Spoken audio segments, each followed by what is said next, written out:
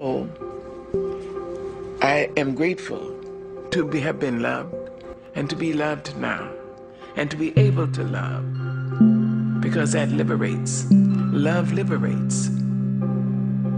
It doesn't just hold. That's ego. Love liberates. When my son was born, I was 17. My mother had a huge house, 14-room house. At 17, I went to her and said, I'm leaving. She asked me, you're leaving my house? And she had live-in help. And remember this, you can always come home. I went home every time life slammed me down and made me call it uncle. I went home with my baby. My mother never once acted as I told you so. She said, oh, baby's home. Oh, my darling, Mama's gonna cook you something. Mother's gonna make this for you.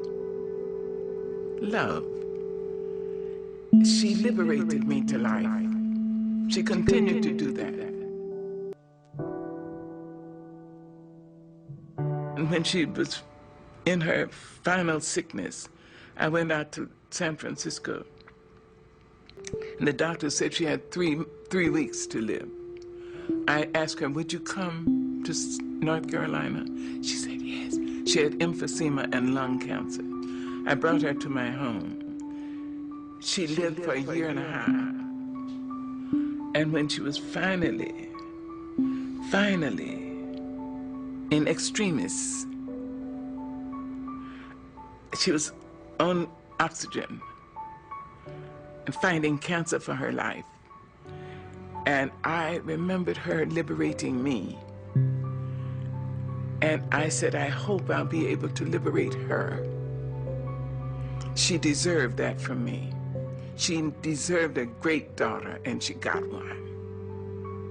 So in her last days, I said, now, I understand that some people need permission to go.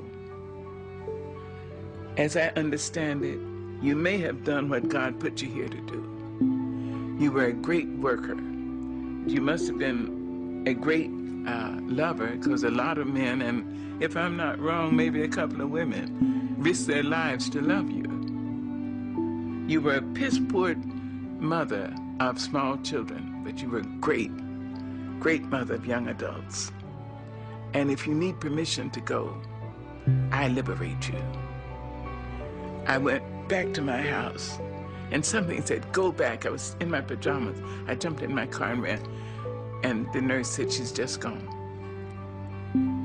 You see, love liberates. It doesn't bind. Love says, I love you. I love you if you're in China. I love you if you're across town. I love you if you're in Harlem. I love you. I would like to be near you. I'd like to have your arms around me. I'd like to hear your voice in my ear.